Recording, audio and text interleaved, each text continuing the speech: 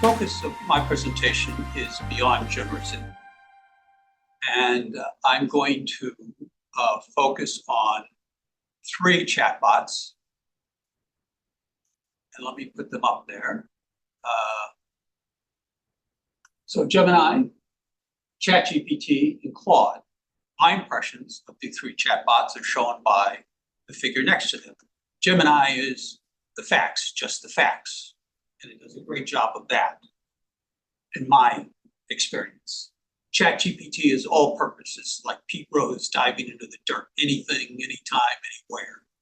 And amazing. And Claude I found to be the most nuanced of the 3 chatbots.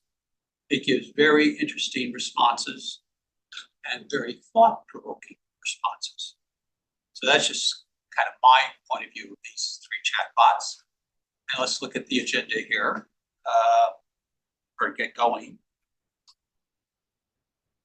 So when ChatGPT released chatbots on the world 2-3 years ago, we essentially were living in the world of generative AI. We're going to talk a little bit about that. And in the past couple of years, remarkable progress has been made to move beyond just generative AI. So this is the presentation comes in 3 parts. We're going to talk just a few slides about this transition to beyond generative AI. I'm going to give some very quick demonstrations just to show you how that works. And then at the end, I have a series of use cases that I took some pains to document, and they'll be available to everybody. The presentation will be online. You can get it and see anything that I'm showing now. Okay? So to begin with, let's look at where all this started. Generative AI. You start out with a prompt on the left-hand side. The first thing that happens is each one of those words in the prompt gets translated into a token. In the English language, there's about 50,000 tokens to describe the entire language. So once it's put into a vector, you can feed it into a neural network, which has access to the large language model database. And the result of that is an output list of every token in the English language, all 50,000. But it also, in that output list, has the relative frequency of how often that token it's outputting appears in that sequence of other tokens or in that prompt. And AI takes not the optimum or not the maximum, but it takes the top 5 or 10 and randomly chooses one of them and puts it in there. And Wolfram in his book says, we don't quite understand how this works, but it gives better responses than if you always took the maximum. So that's where we started. Yes? The implication that the top 5 all pretty much say the same thing? Well, no. There's variation. You're going to be close, yeah. Yeah. But this is what gives rise to variation of responses. Early on, when you put in a prompt, you saw results, and you do it again, and you saw different results. Right. People scratch their head, what's going on? And this is what's going on. And I think this is also the root cause of a lot of the hallucinations, because being a statistical process, it can take a wrong turn. And edge cases, it ends up spitting out nonsense. So if chatbots had, the technology behind them had never progressed beyond generative, I think they would have been consigned to be a curiosity, a parlor trick, something that's fun, but not of tremendous interest. So how did we progress beyond that? So very important to look at how language is structured.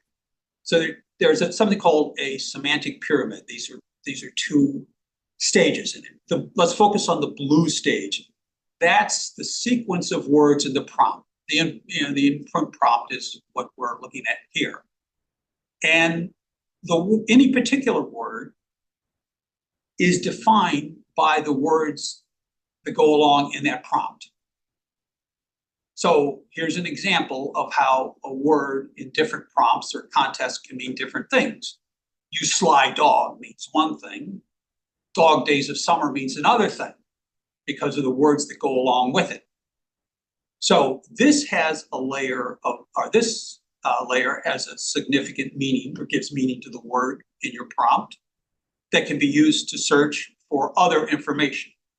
Going a layer down and looking at each one of the individual words, just very schematically, you see some of the words that they're associated with. This eventually gets into the idea of embeddings, where a particular word has many relationships for many, many words. And the way we get there is by training the large language model database. You take the word prompt and you run it through all the billions of things that have been written about it, and you make a list of these associated words or words that can be associated with. So you see 3 here. They're close to that, but there are many, many more. So metaphorically, you might think of this, all these different nodes here, as fish hooks in this big line that you're going to cast out into the sea of words. And you're trying to bring back things that are associated with it. And that brings us to the realization of RAG technology.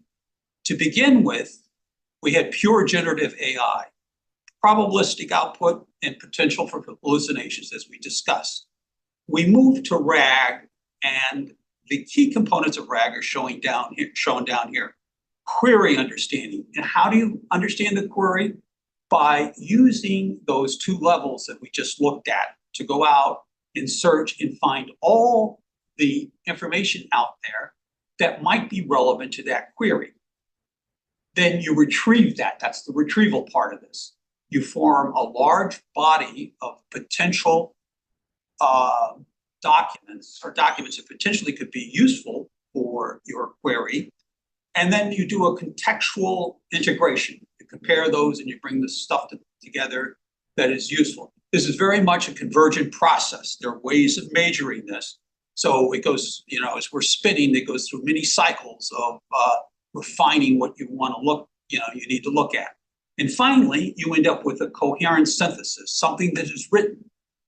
But now this is vastly different than the generative response, because this is a response with citations. This is much like we have done all our lives when we were young and we had to do term papers, right? You make up notes, you go look up all your resources, you read them, you ingest them, you summarize them, and you put them together. This is what's going on here. Vastly different from just the generative response. So there's a side note here you can go to, which is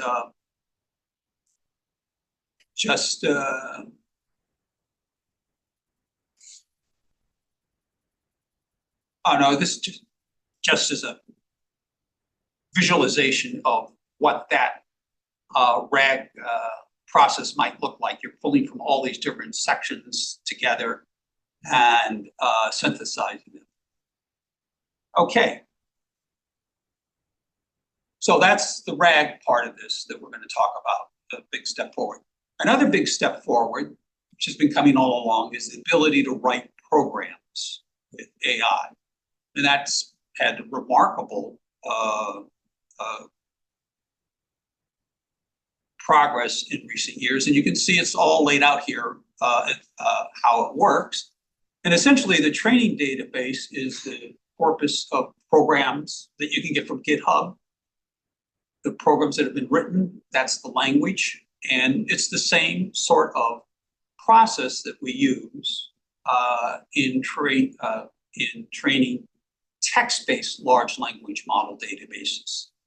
And the net result of that is that it's easy, fairly straightforward, based on a prompt to write a program.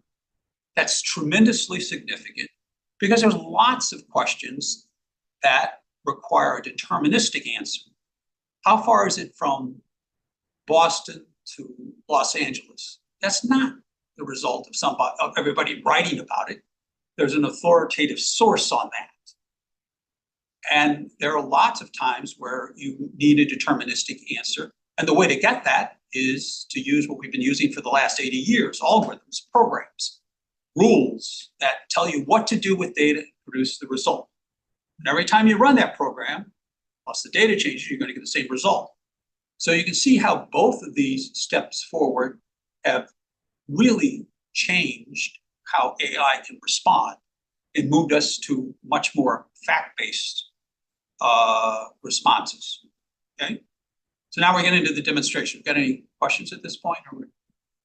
Yeah, so you're saying that it is possible that we're getting to the point where if I ask a mathematical question, that it's actually going to build a program and compute the results of Oh, yeah. Yeah. finding it in somebody else. I'll demonstrate that. Yeah, it's asking me to. All right, sorry. Thanks. Up there in the sky.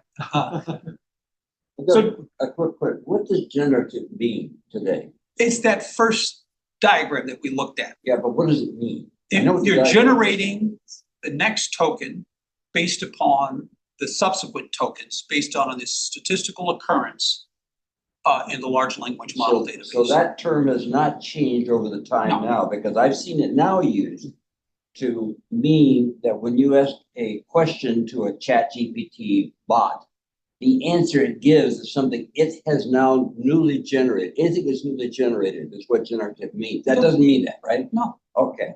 It doesn't. Wait a minute. I think it does. Because the answer that it's given has been generated one word at a time based on the current word. It generates the next word. Yes, that's And right. generates the next word. So the answer is generated. The surface output, the I language think is generated. The language. The from answer, the large language the model answer is generated. database, it Well, generates. unless you're talking about different things here, because there's the language, the text that it synthesizes is definitely generated based on a large statistical model of looking at, trillions of English Exactly. sentences. But the semantic content of it is possibly coming from different influences. And this is where you get into the number of layers in the network, and Yeah. or in generative, they may be doing even more semantic based injection of stuff into the generative process. But it makes sense to separate those two things, I think. The surface layer, just like generative AI can now generate images. That's the whole thing it can do now, or even videos. But that's different than talking about sort of the semantic content of what it's telling you, what the actual distance between. Can we let John continue with his presentation? Okay, so proceeding, we won't look at it now, but if you click on this link, it'll give you a text description of this diagram worth looking at. All right, now into our use cases, and actually, I'm sorry. What we want to do is look at some demonstrations very quickly. So we're going to look at these three cases that bring us that demonstrate what we've been talking about. I've been making some notes along the way, and relative to the language translation, I also tried some things that were very impressive. I was able to take the original French of the Song of Roland and have Claude translate that into contemporary French and into English, line by line for the first 100 words. Dead nuts on. It was absolutely amazing. Yes. And Harry, you're talking about we had this conversation about talking. Yeah. What I would heartily recommend, you can do this with ChatGPT, use the all audio mode if you haven't used it yet. It really lets you flow with the conversation. Exactly. I was going to make a comment about that whole. We are staged for a much even more transition when we actually use our voices to both hear the results and ask the questions, because it's a different language than when you type. Absolutely. I was very skeptical about using it, but once I started using it, I was astounded.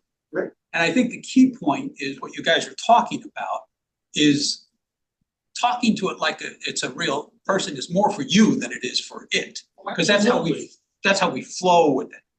And what I find is not having to stop and translate what's in my head to typing It's just tremendous, and I highly recommend it. All the chatbots are coming out with it. So, yeah, I kept getting this message popping up about unmuting myself. Okay, John, so, you can ignore those. okay, yeah. I'm trying, but it's up on the screen, it won't go. All right, push it off the side. So I just grabbed that prompt. Oh, no, I didn't grab that prompt. Let me go back. This is the first prompt we want to do.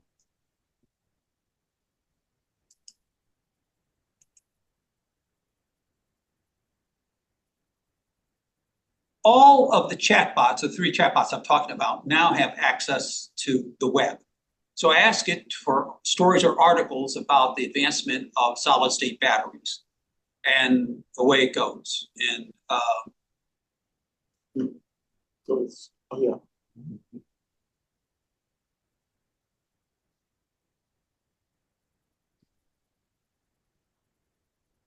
so a lot of things are going on here. I think the AI companies are starting to negotiate with the media companies so that you can get access. I know recently ChatGPT announced that it had a relationship with the Washington Post. So they're starting to get the legal issues sorted out so that they can, make this available. So here's an example of RAG. It went out and found all those articles, and it synthesized them. And in many cases, it provides you with links to go right to the article. Does the word relationship mean give money? Does the word relationship with the post mean give them money? It probably does. Yeah. That's how they avoid the lawsuits. I think they can see summaries, and you can see that. But actually, if there's a link in here for the article, you have to have a subscription. They're going No, for how they get copyright. the information. I don't know. That's Jerry, behind they're the going scenes. for copyright rights. So they're paying So money. there's gonna be Yes. money in Yes. exchange, yes. I think what happened is the media companies realized they're not going to stop this. So Exactly. let's So make a Set deal. up a legal basis. Yeah, right. All right, so I'm not going to go into detail on any of these. I just want you to know that this is available, and you can go and find articles fairly easily this way. So we're really clear on this. The formatting and the organization of the information you just got back is not done using quote unquote AI techniques, but It rather is. traditional programming. No, I think it's very much using it. And there's a part of AI that is, I don't pretend to particularly understand, but you can take a body of text or multiple bodies of text and say, bring them together. And it does it. So it understands, it can break the text down.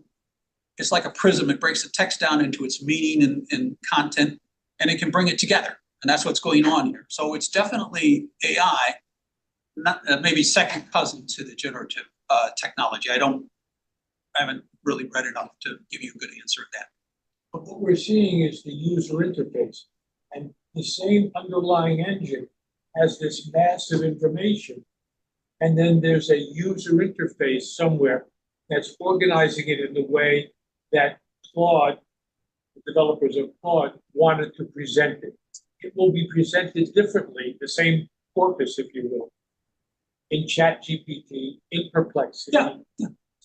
In Just a different Anthropic. flavor. So this is Claude's representation of the data. That's very fair. Yes, I think so. Yeah. But again, the important point here is the results are not just generated from the large language model database, but from the articles that it identified and brought back and synthesized. An enormous step forward. Speaking of enormous steps forward, let's I take a think look at deep there's a search. gap here between reality and perception of reality or something like that. Okay, fine, you can search for things that have been written in the past, and the vast majority of stuff has been written in the past. But the reason the human brain works so well is because we prune away stuff that's no longer relevant. And these things Yeah. don't do that. So if you asked it about RAG maybe 5 years ago, you would get a very different understanding of RAG than you do today.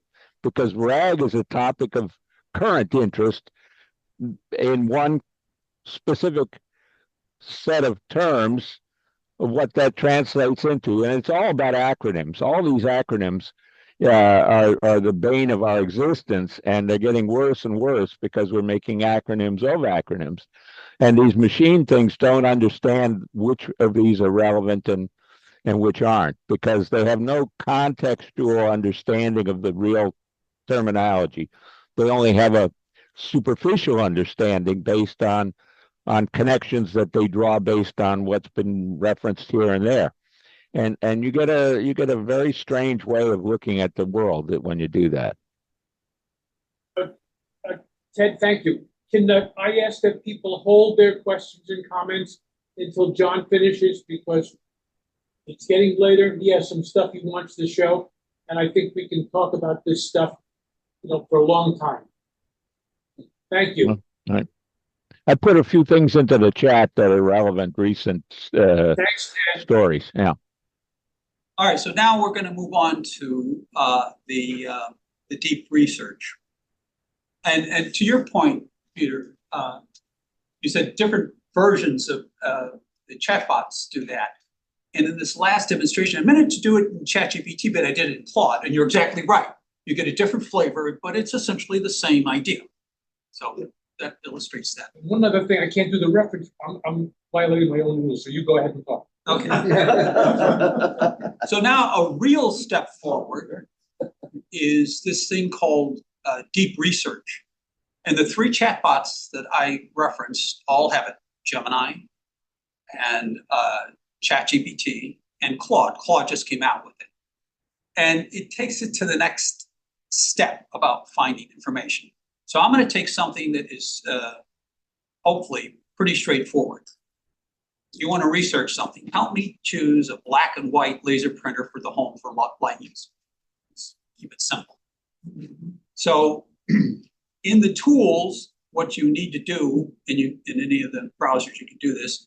And just a note, if you don't have a subscription, you can actually do this deep research both in ChatGPT and Gemini, but not Claude. So I'm going to ask for this to do a deep research on this and start it off. And it starts talking to me. All right, so I can customize this. I can add things to it, and I'll just say,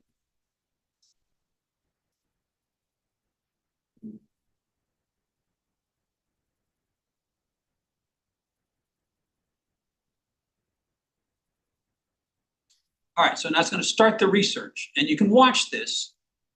And what you'll see is a process that's very familiar to you. It goes out and finds sources, it brings them back, and then it'll synthesize them.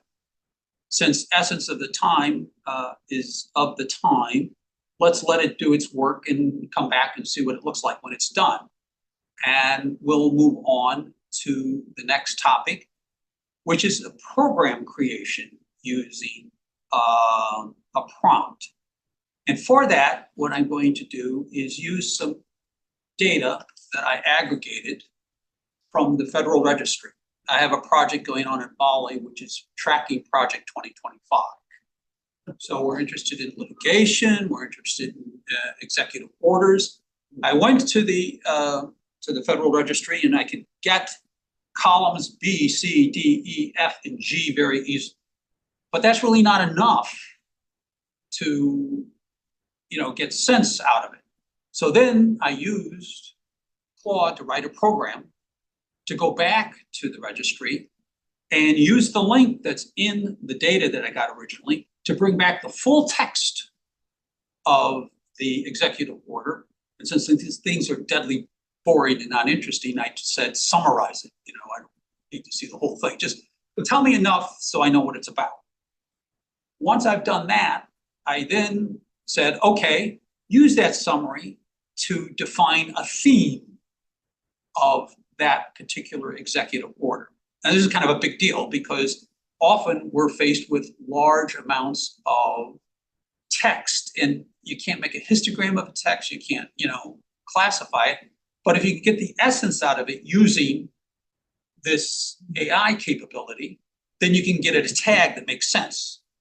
So that added to this data set. Now it has some value.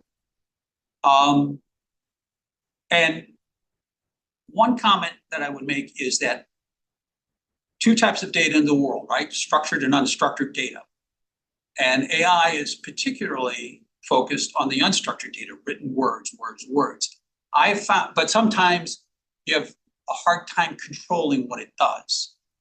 One thing that I've discovered a really good practice is to integrate unstructured data into a structured data set, just like this. I've got 5 columns that are definite inputs, and that last column, EO summary, is text.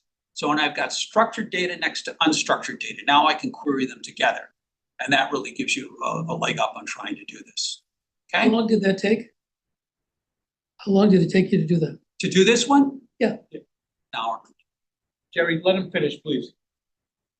Okay, so now let's go back and we're going to create a program here. Here's the text for it. So there's a prompt.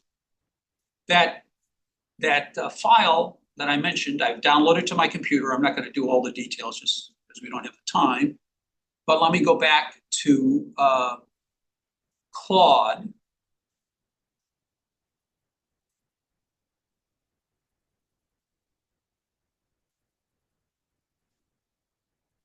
And I wrote it a text, and you'll see that it says, okay, sure, I'll create a Python program for you. And off it goes. So I started looking at Python a couple of years ago because I wanted to do some integration of data, and I started the standard process of learning, which is slow and tedious. And then I found out that I don't have to do that because I can have Claude do it for me.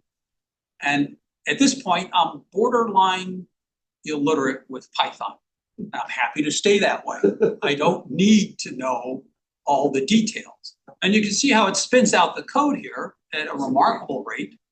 How long would it take you to do that? Longer than the, yes.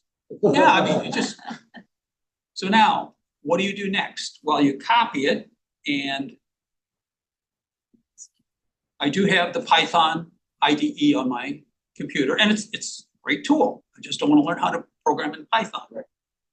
I paste it in here, okay?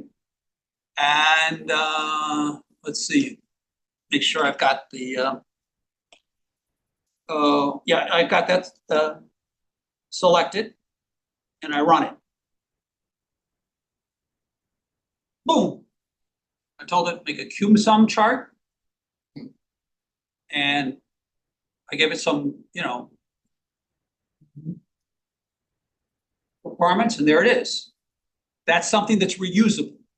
I have a Python program now. If the underlying data changes, I can just, run the program again and produce the result. So that's a big deal. How do I interact with this? Well, I learned this by experience. Once you've generated the code, first of all, you get some error messages. It does make mistakes. Or you want to change something in the code. Well, you got two options. You could go into the Python code and you can change it, right? But a better option I found is the following. Let me get back to here.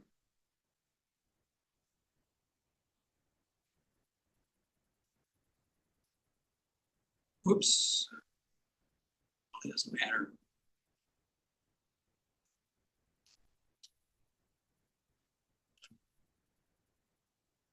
And you'll see it just starts rewriting the code for you. If it throws an error message, I found the most effective thing to do is just copy the error message, paste it into Claude, and it not only tells you what the error is, it fixes it. So you're way ahead of the game. All right, so we'll go back to here. Oh, I gotta complain. I still have it running. Oh, it's okay. Let it complain.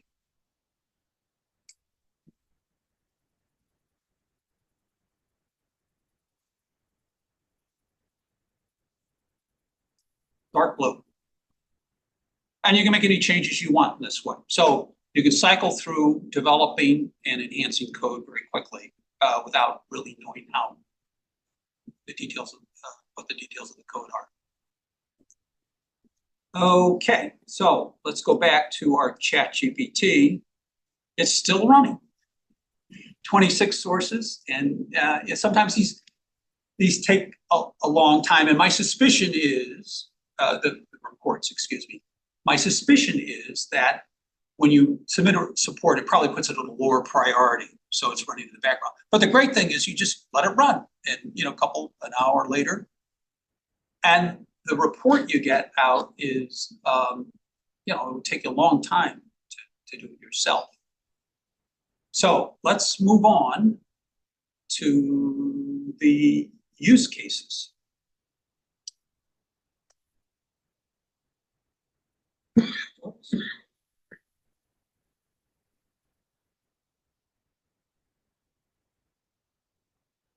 And we got 5 use cases here. 2 of them are the first 3 are report generation using the 3 different chat bots that I talked about: ChatGPT, Gemini, and Claude. And I documented those. You can go to those links and go down into the details. And if we have time at the end, maybe we'll take a quick look at those. But let's turn our attention to the last 2, which are particular to this group.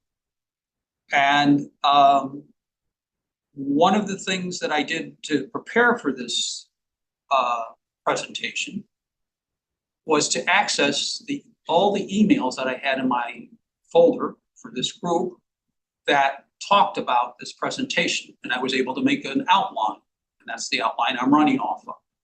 So I thought the next thing is, well, what about a larger view of this? So what I did is I wrote a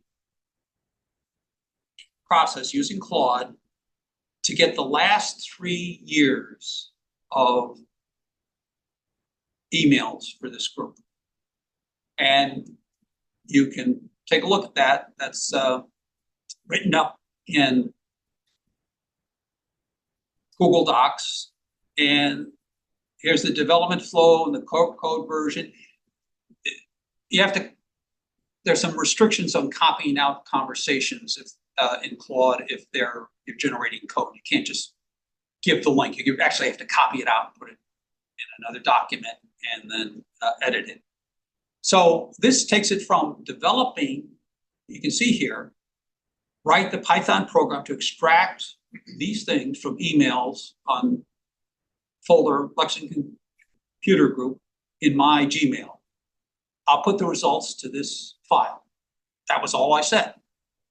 And it cycled through that, and it did it. And I had a couple of code versions. There were some errors along the way, but then it finally got there. Then there's I did some analysis of the data.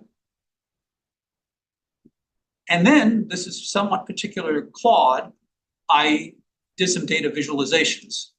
And here's the conversation about those data visualizations. And if you're interested in the details, you can get in here and read it. I'm happy to answer questions about that. What do those data visualizations look like? They're embedded in here.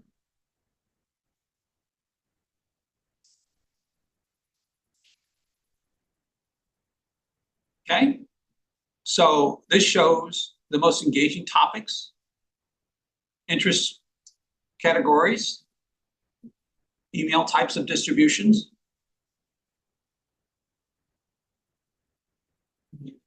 So pretty interesting breakdown of what we've been talking about for the last 3 years. Was this analysis prompted by you? That's the interesting thing. It was not. I said, visualize this data after I did some prompting. We're in an interesting area here. And it will, when you prompt one of these chatbots, it looks at your input and it detects all sorts of patterns. What's the context? It's really important. Based on that context, what type of data it does, it makes up a list of things that it's going to do. And often I find them surprising and quite interesting, but not necessarily. I may go back and say, oh, that's not what I'm interested in. So it is this conversation, right? There's a sort of digital intelligence out there, if you will, reacting to patterns. And, you just have to learn how to converse with it. So there's another, I told it, well, you can see here. All right, here's the prompt for this. Visualize the temporal progression of these topics. That's all I said. And then we had some back and forth, and there was a couple of errors it fixed. And finally, it comes up with this. Okay, so that's the visualization over 3 years, stacked areas, trend lines, total volume.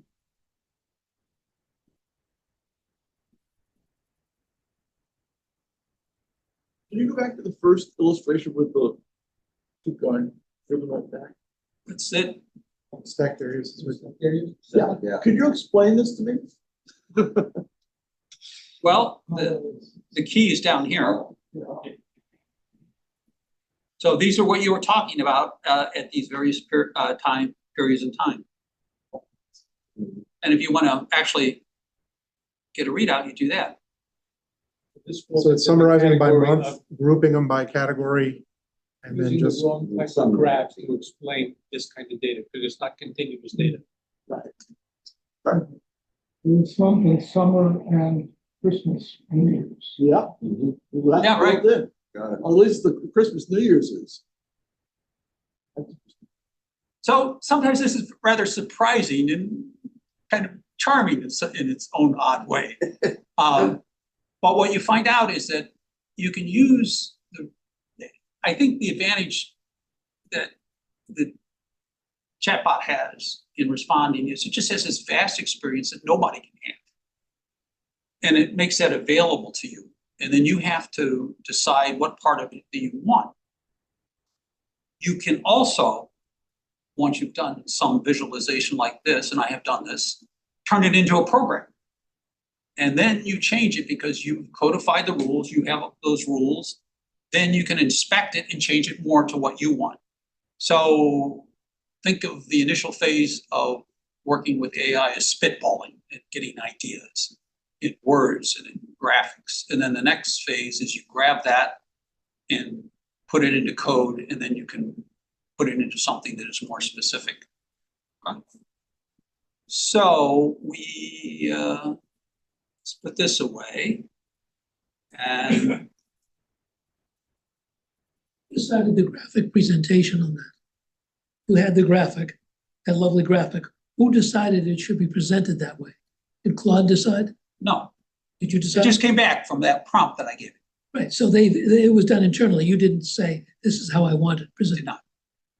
But I could have put context in there and it would have done that. So you got two aspects, things that you tell it to do and things that it does based upon the context. It looks at the data, it's this type of data. The prompt says, if you say temporal analysis, oh yeah, I'm make a line chart.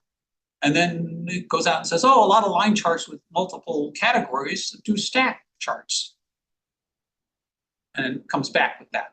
They're all kind of, it never does anything that I would say is just out the window, but maybe not exactly what you want it to do. And then you can modify that. So let's just finish this up so we can have some discussion. You can look at these details down here. I'm happy to answer any questions about them. I do go into some detail on the first three. They're all about RAG. And here is Jerry's very nice presentation last week about the Nobel Prize. You can look it up. This is based, I had Steve send me the audio transcript for our session, which is the words, right? And then I use those to put into the chat bot, and I said, visualize the conversation we had about Jerry's presentation. And this is what it But it did. hallucinated because Paul Ehrlich is incorrect. What's that? It's Heinrich Caro. It was, you had Paul Ehrlich there as Heinrich. I got something wrong, yeah? It hallucinated. I never said Paul Ehrlich because he's the father of immunology. I know who he is. So it's a mistake there. So maybe it got garbled, but this is not going out. This is looking at the words that were transcribed. That's what this came from. But they're not necessarily perfect. So the other one is, we did talk about AI tools, and it captured our conversation of the AI tools at the end of the conversation. So I'm going to have Steve send me the audio transcript for today's meeting, and then we'll I'll post that too. I'll analyze that and post that too. Oh, as we were talking, I don't know if people, we talk about AI and its availability. Are people aware that there's an AI client associated with Zoom that you can use? Yeah. During the meeting. It put something up on the screen. Yeah, a little message popped up about it. When Yeah. someone turned on the transcript, it said, Yeah. this is going to go into the Zoom AI or something, whatever. When you it is. open it, Yes, I turned it on and during the meetings, and I post the transcript linked off the wiki page. So, yeah, you have to be careful using it because you're trying, you're part of the meeting, and you don't want to get. And Barry put it there, the AI companion on Zoom. Yeah, but where it would have some, I think, use is that if you were listening to something and you quite didn't get it, you can say, explain what John just said. Pretty fair job. So it's real-time feedback in the meeting. All right, lots of details to go into, but I think we've covered the basics, and we can just You chat about it. have the end of the query that you put in? Did it finish yet? The one we Oh, were looking yeah, for, good Yeah, we point. want to know what the best Yeah, it printer did. is. Come on. Forgot about that. That's the whole point. That wasn't hard. There's some suspense. You got a bunch of nerds out here. Come on.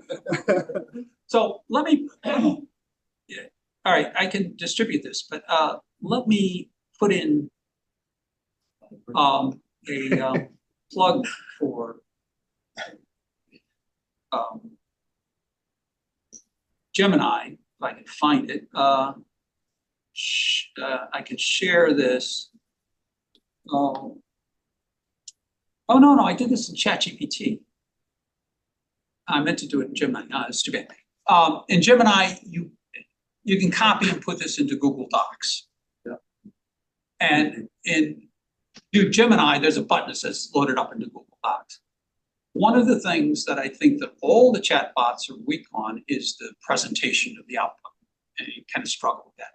Google Docs is really good in my mind. You put it in there, divide it into sections, and you can navigate. So I do that often. I didn't, I could copy and paste this, but that's the result.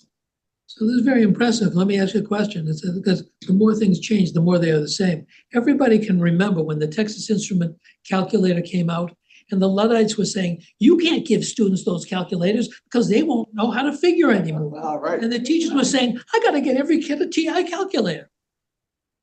Now they're saying, well, you can't do your term paper with AI. Do they have it backwards? Should they be taking lessons how to do a term paper with Exactly AI correct. and produce Exactly. a much better result than they could ever do? That's my vote. Go up in the stacks for hours like we did, just getting the facts. Are they backwards? My grandson, Gary, it depends. that just graduated, and we had that conversation last week. What was the result? The result was they tell them not to use AI at all, which was totally the wrong So answer. they have it backwards. Yeah, So far. John, do so they far. have it backwards?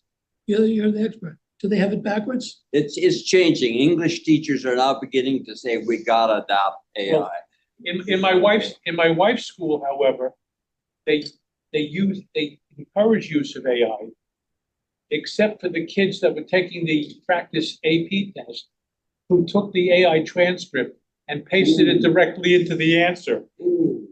Is that a And problem? Or too smart. And so Is that a problem? they sort of had a problem. Some teachers have accepted the reality that they can't suppress the use of AI and have asked their students to use AI and use the output of the AI for critiquing. So the creative process is the critiquing of what AI gave them. But he showed us sophisticated use of AI, not just put in a question and get a paper, but rather the sophisticated use of it. You can have graphics for your paper. You can have all sorts of things that you wouldn't ordinarily do. Well, yeah, I mean, there's lots, I think there's more opportunities to use it productively in terms of being on guard against people, cribbing things essentially. That's nothing new. When we were in school, people sold papers. There's a funny story I heard or read about AI that some professor had caught somebody, creating a paper in AI and brought them in and called them an account. And the person got, a young man who was on some team, got indignant, and he said, "I paid that guy good money for this." So I think the answer to guarding against that is simply to announce at the beginning of the term, 10% of you are going to have to make an oral presentation. You're going to come in. I'm going to ask you questions about the material you present. God help you if you can't answer those questions. That's my sense anyway. Can I say something here in regards to what Jerry said? Why not have them all use AI? The purpose of the course that I'm involved in teaching is that the students learn the material. If they're allowed to use AI, they will use that to present what appears that they've learned without learning the material. But John just said about the voice, oral tests. I like that. I think it's a great idea. I'm going to explore that. That really works. Yes. There's lots of different ways you can do it. John, You gotta use the tool. Hey, John? go ahead. So I'm thinking of a use case. Let's say I'm a homeschooler, a Christian homeschooler, and I want my kids to use contemporary technology. Is there a way to use the AI so it would give back answers that are filtered through a fundamental Christian Sure. process? Yeah. Both Claude and Yeah. Not Claude, I'm sorry, but ChatGPT and Gemini support creating profiles. So you can simply type in what your preference is, and part of that could be, I want a Christian viewpoint of this. Yeah. But those are for the paid versions. Don't know, maybe. Yeah, I think By the way, how many of these do you pay for? 3. The 3 that we're showing. Total free?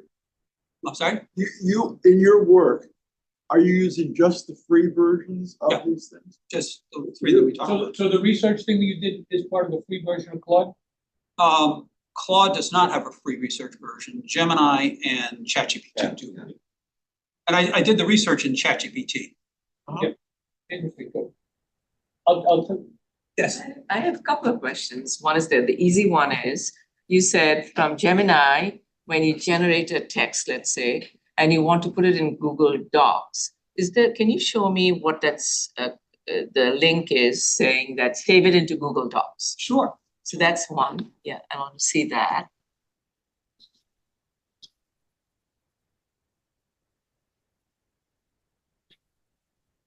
I don't know if I have a. just get the text of the Declaration of Independence. Yeah. It's easy. I'll just say, put this in. It appears, all right, just.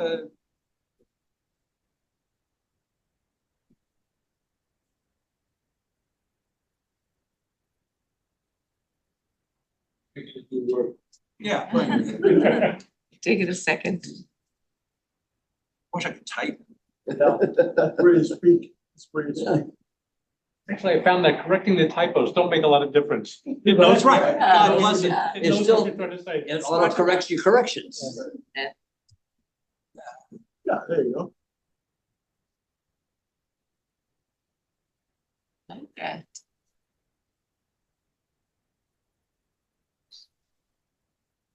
Now, so in terms of learning, one of the things that AI is really good at is the ability to help you cycle through ideas very, very quickly. Yeah. It goes out and it finds things that, you know, may be of interest. You could read it and either keep it or discard it. Furthermore, you can say alternatively, and then just give it something else, and it will apply the question to your change of the question. That's what we do in speech all the time. Can you teach it? So now- Add stuff to the, it's Yeah. typically not. Query, Well, teaching it, yeah. well, I remember. We haven't gotten to that point yet. Barry did a thing once where he backed the AI into a corner and actually had it produce an untruth as an answer by giving it progressively different information. So it can be taught. Excellent. For a Docs. session, but Yeah. it will not take stuff from its. I really like Google Docs for, Yep. Yeah. yeah. It's Yeah, really it's in good. the cloud, you can get it anywhere. So you're at the, Yeah, any response in Google, in the share, they just say export to Google Docs, Yeah, it's really good. bang. So John, I had a secondary question. This was easy. The second one is you showed us a demo of looking at email for the last 3 years, right? Right. And I saw that you had a folder link of C users, blah, blah, blah. I wanted to know, what is it looking at? Is it a folder path in your laptop that it's scanning through? Or, and that's number one. And number two is, why would you even ask it to write a Python? Why couldn't you give it a prompt to make life easier? Okay, good questions. The first one is the path was in my Google Gmail, in my Gmail. It's a folder in my Gmail. And I did try what you suggested initially, but I couldn't direct it to do that. It just got lost. Sometimes this can be pretty. I think that's a fairly short-term limitation right now, because it pulled in the pandas library, which just basically goes, reads that Excel file, converts it into a structured tabular data, which is a trivial step for these things to do. You're right, directly they can from be the data. integrated, but I took that step. I said, okay, I'm gonna force this by have it write a program that I can see and verify and make sure and I can count. And that's what I did. And it took me less than an hour to do that. The whole project of the email analysis was 2 hours at most. So the problem that you were trying to solve, sorry, I couldn't get the gist of it, is that look through the email, here's the path, find the different topics. No, just any email that was in that folder. Oh, okay, got it. And you could probably filter it to topic. Where you actually, your prompt said something like emails from a certain Folder.